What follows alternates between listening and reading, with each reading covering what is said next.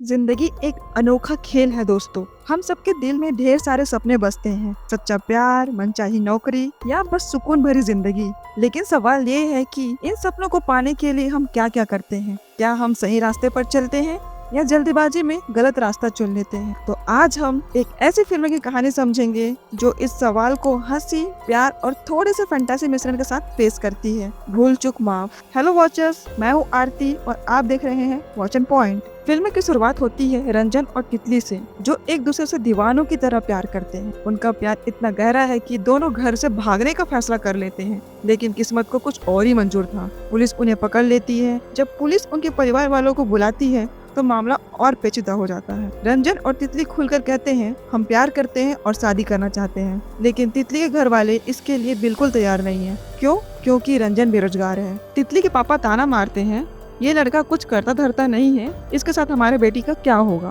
तितली का पिता रंजन को एक सख्त चैलेंज देता है, 2 महीने में सरकारी नौकरी लेकर आओ तो शादी कर देंगे, वरना मेरे घर के 500 मीटर के दायरे में भी मत दिखना। रंजन ने तो 2 साल मांगे थे, लेकिन पापा ने उसे 2 महीने का अल्टीमेटम दे दिया। रंजन खुश तो है, लेकिन नौकरी की टेंशन कम और इस बात की खुशी ज्यादा कि कम से कम शादी की बात आगे तो बढ़ी। अब कहानी में ट्विस्ट आता है।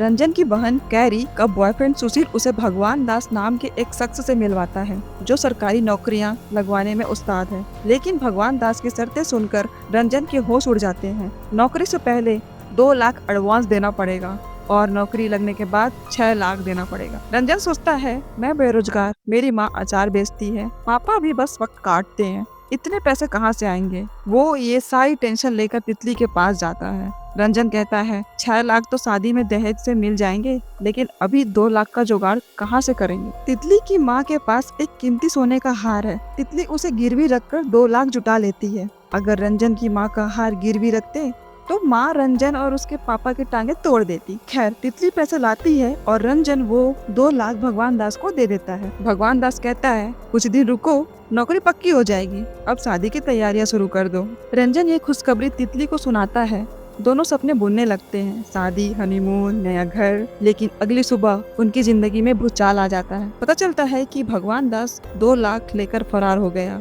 रंजन के पैरों तले जमीन खिसक जाती है। वो, उसका दोस्त और मामा भगवान दास को ढूंढने की जी तोड़ कोशिश करते हैं, लेकिन वो गायब है। रंजन ये बात तितली को बताता है।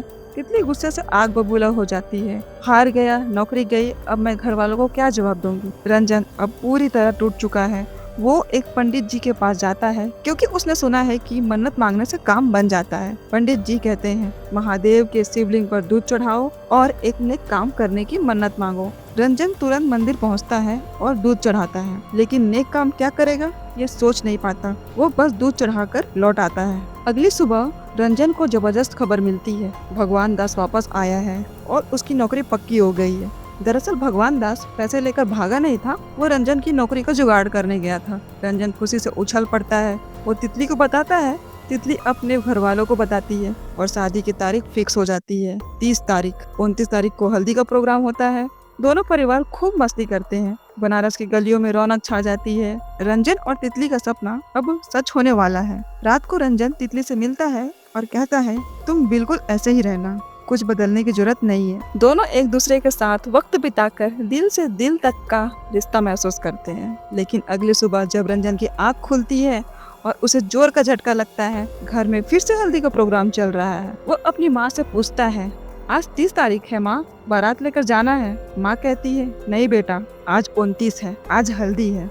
रंजन हैरान परेशान। उसे लगता है कि शायद उसने कोई गहरा सपना देख लिया। वो किसी तरह दिन गुजार लेता है। लेकिन अगली सुबह फिर वही 29 तारीख, हल्दी का प्रोग्राम। तीसरे, चौथे, 5वें दिन भी यही होता रहता है। रंजन अब समझ जाता है कि वह एक टाइम लूप में फंस गया है। 29 तारीख बार बार दोहराई जा रही है, 30 तारीख आ ही नहीं रही। वो तितली को ये बात बताता है, लेकिन तितली को लगता है कि रंजन बहाने बना रहा है। वह कहती है, तुम्हारे ये उल्टे सीधे बहाने मुझे नहीं सुनने। रंजन 7 दिन तक इस हल्दी वाले दिन को जीता है। वो अब पूरी तरह टूट चुका है। वो फिर पंडित जी के पास जाता है। पंडित जी कहते हैं, तुमने नेक काम करने की मन्नत मांगी थी, लेकिन वो काम किया ही नहीं। तितली, उसका दोस्त और मामा सुझाव देते हैं, नेक काम कुछ भी हो सकता है। गाय को रोटी खिलाओ, कौवे को दाना दो, किसी भूखे को खाना खिलाओ। रंजन ये सब करता है, गाय को रोटी, कुत्ते को बिस्किट, भूखे को खाना।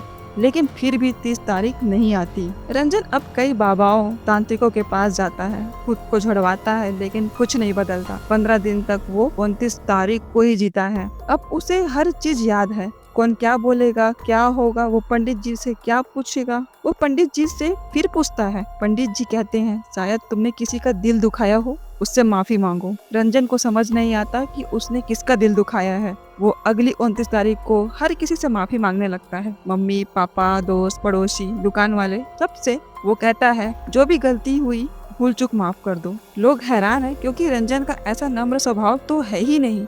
वो अपने माता पिता के पैर छूता है, जो ये देखकर दंग रह जाते हैं। लेकिन अगली सुबह फिर 29 तारीख, रंजन अब पूरी तरह हताश हो जाता है।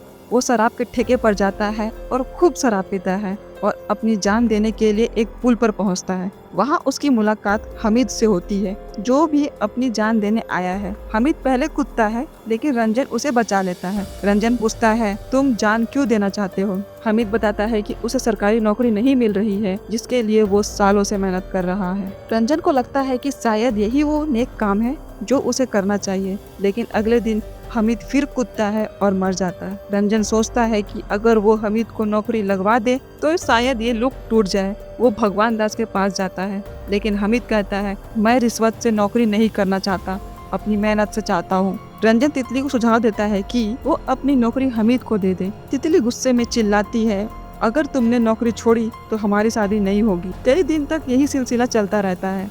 हमीद कूदता है, रंजन उसे बचाता है। एक दिन हमीद अपनी कहानी बताता है। वो एक ऐसे गांव से है जहां पानी की भारी कमी है, लोग पानी को पीने के लिए तरसते हैं। वो सिंचाई विभाग में नौकरी चाहता है ताकि अपने गांव में पानी पहुंचा सके।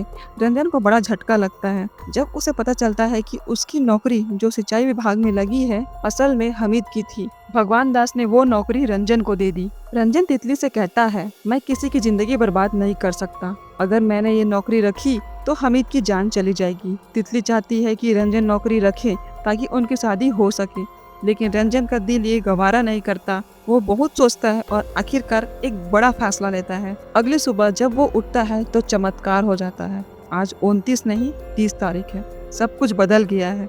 रंजन ने अपनी नौकरी हमीद के नाम कर दी, लेकिन ये बात उसने किसी को नहीं बताई। वो बारात लेकर तितली के घर पहुंचता है। वहाँ खूब मस्ती करता है, बनारसी अंदाज में नाचता है और फिर सबके सामने ऐलान करता है कि मैंने अपनी नौकरी छोड़ दी, क्योंकि उसका असली हकदार हमीद है। तितली और दोनों परिवार गुस्से में उसे कोसने लगते हैं। तभी भगवान दास की एक धमाकेदार एंट्री होती है। वो कहता है कि मैंने कई लोगों की नौकरी लगवाई, लेकिन पहली बार देखा कि कोई अपनी नौकरी किसी और को दे रहा है। रंजन शायद तुम्हारी नजरों में बेवकूफ हो, लेकिन वो एक सच्चा और नेक इंसान है। अगर ऐसा काम करने की तुम में हिम्मत नहीं है तो ऐसे इंसान को काम करने से रोको भी मत। भगवान दास की बातें सुनकर सबका दिल पिघल जाता है। वो कहता है, जिंदगी में सही काम करो, नतीजे की चिंता मत करो। तितली के घर वाले, रंजन के घर वाले सब शादी के लिए मान जाते हैं और फिर रंजन तितली की धूमधाम से शादी हो जाती है। बनारस की गलियों में शहनाई बजती है और उनकी जिंदगी एक नई शुरुआत की ओर बढ़ती है।